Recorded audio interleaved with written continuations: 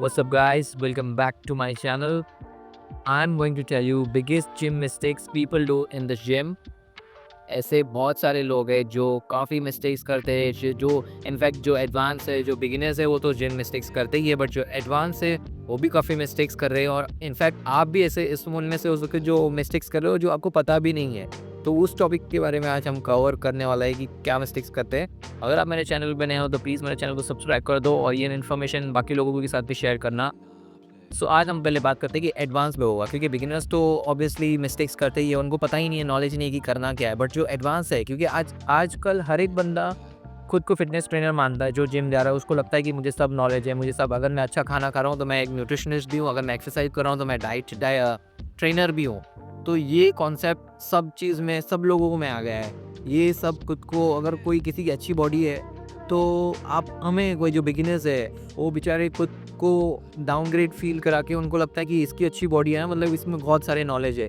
But ऐसा नहीं है। ये भी उनकी जेनेटिक्स अच्छे है, उन्होंने मेहनत बहुत अच्छी की है और उन्होंने सारी चीज़ें वो अच्छे से फॉलो की है। बट इसका मतलब ये नहीं कि वो एक सर्टिफाइड ट्रेनर है। सर्टिफाइड ट्रेनर का मतलब क्या होता है कि ये एक लाइसेंस होता है उनको आपको एक गाइड करने में। Without license, without certified trainer आप किसी की गाइडेंस लेना आपके लिए रिस्की हो सकता है। तो मिस्टेक्स ये चीज़ करते हैं ना कि लोग जैसे जिम जाते हैं, जो बिगिनर्स हो या फिर एडवांस हो, तो बिगिनर्स के साथ तो ये होता है कि अगर वो जिम ज्वाइन करने जाता है तो ट्रेनर के पास पहले जा रहा है तो सर को पूछेगा कि सर आज क्या मैं करूँ, तो वो फर्स्ट डे से ही आपको बोलेगा कि आज करते हैं हम चेस्ट कर लेते हैं, ट्यूसडे लेग्स कर लेते हैं, बाइसेप कर लेते हैं। बट कोई ये नहीं पूछता कि अगर हम फर्स्ट टाइम वर्कआउट स्टार्ट कर रहे हैं या इंजरी के बाद स्टार्ट कर रहे हो, ये ट्रेनर आपको कोई ट्रेनर नहीं पूछेगा कि आपका पहले कोई इंजरी था या आप फर्स्ट टाइम कर रहे हो क्या। आपको बॉडी प्रिपेयर करने के लिए टाइम देगा ही नहीं कोई ट्रेनर। तो आपको खुद को ये स्मार्ट बनना है, आपको ये नॉलेज गेन करनी है खुद से। और ये नॉलेज आप कैसे गेन करोगे, ये एक्सपीरियंस से गेन होगी, जिससे आपका नॉलेज खुद आप इंटरेस्ट लोगे फिटनेस में। सिर्फ जिम जाना है, हेल्दी खाना है, ये कोई फिटनेस नहीं है। ये तो सिर्फ आप ऐसा है कि गधे के जैसे आप सिर्फ फॉलो कर रहे हो। तो ये कोई एक रेस है, बस रेस में हम एक के पीछे एक लग गए, ऐसा नहीं है। आप अपने आप को खुद एजुकेट करो ताकि आप कोई ट्रेनर के पास जा रहे हो तो भी आपको पता हो कि क्या सही है क्या गलत है। तो ये जब हम जिम में जाते हैं तो पहले जाएंगे, बोलेंगे सर आज चेस्ट करना है, बैक करना है।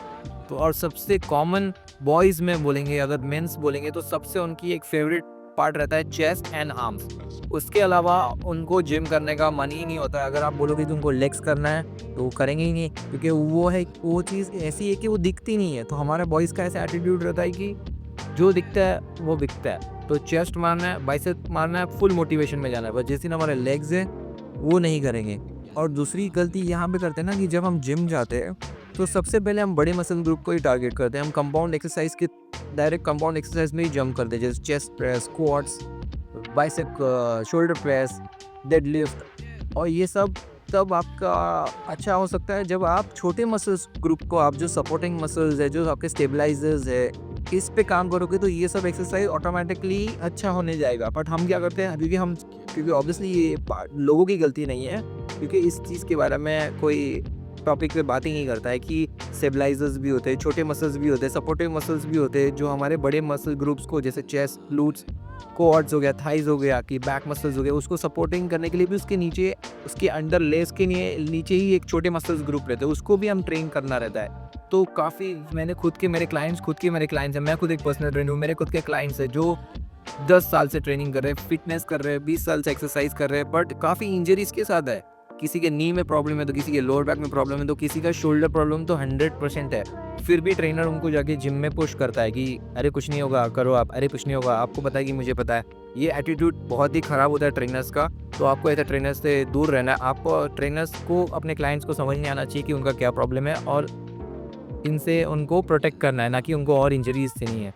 तो जब आप जिम में जा रहे हो तो आपको क्या करना चाहिए, आपको पहले तो आपका असेसमेंट करवाना चाहिए। सब ट्रेनर्स में या जो भी आप जिम जाते हो, आपको खुद का अपना असेसमेंट भी करना आना चाहिए।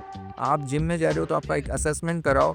आप देखो आपका कौन सा मसल वीक है, कौन सा मसल टाइट है, कितना आपका रेंज ऑफ मोशन है, आपकी फ्लेक्सिबिलिटी कितनी है, आपकी स्ट्रेंथ कितनी है। अगर आपके पास स्ट्रेंथ ही नहीं है तो आप 20 किलो 10 किलो बेंच प्रेस मार के मतलब ही नहीं है, क्योंकि अगर आपका फॉर्म खराब होगा तो वो तो सिर्फ एक देखने के लिए हम लोग चेस्ट प्रेस कर रहे हैं, देखने के लिए तो सब चीज़ अच्छी दिखेगी, बट वो क्या आप मसल में एक प्रॉपर मसल माइंड कनेक्शन बन पा रहा है, कि आपका वो मसल टारगेट जो आप टारगेट कर रहे हो प्रॉपर इन्वॉल्वमेंट हो रहा है या फिर आजू बाजू की मसल्स उसको पुश कर रहे हैं। देखने के लिए तो कैसा यूट्यूब से भी या फिर कहीं से भी वीडियो देख के भी हम जाके जिम में एक्सरसाइज कर लेते हैं, हमको लगता है कि हमने सेम किया है। बट सेम करना हमारा टारगेट नहीं है। हमारा टारगेट ये होना चाहिए कि हम जो मसल टारगेट करके हम उसका अच्छे से मसल माइंड कनेक्शन बनाए और हमें अच्छे रिजल्ट्स आए, ना कि हमें कोई इंजरीज या ऐसा कुछ आए। तो फर्स्ट मिस्टेक, चाहे बिगिनर्स हो या चाहे एडवांस हो, यही गलती करते हैं कि वो सिर्फ एक एस्थेटिक बॉडी या फिर बॉडी बिल्डिंग वाले बॉडी से ही कंपेयर करने स्टार्ट हो जाते हैं। अगर कोई एक पतला लड़का है, स्किनी गाय है, या तो वो क्या करेगा कि मुझे इसकी जैसी बॉडी बनानी है। That is wrong attitude, that is wrong thinking, वो माइंडसेट ही गलत है। या फिर कोई लड़की आएगी ना, तो जैसे अभी जिम में बड़े बड़े पोस्टर्स रहते हैं जिम बॉडी बिल्डर्स के, तो उनको क्या लगता है कि हम लड़कियां हैं, अगर हम वेट उठाएंगे, अगर हम ऐसी एक्सरसाइज करेंगे तो हमारे भी मसल्स बन जाएंगे। तो ये लड़कियों के लिए भी ये बात गलत है, वो उनकी सोच ही गलत है। क्योंकि आप पहले तो मस्कुलर हो नहीं सकते, क्योंकि आप में टेस्टोस्टेरोन है ही नहीं उतना मेल जितना कि आपको मसल्स बिल्ड हो। क्योंकि मसल्स बिल्ड करने के लिए आपको हाई टेस्टोस्टेरोन होना चाहिए और आपके एस्ट्रोजन रहते हैं, राइट, फीमेल में एस्ट्रोजन रहते हैं। तो ये तो कॉन्सेप्ट ख़त्म ही है कि वेट उठाने से मसल बिल्डिंग हो जाती है, लड़कियों की मसल बिल्ड हो जाता है। तो ये कॉन्सेप्ट रॉन्ग है।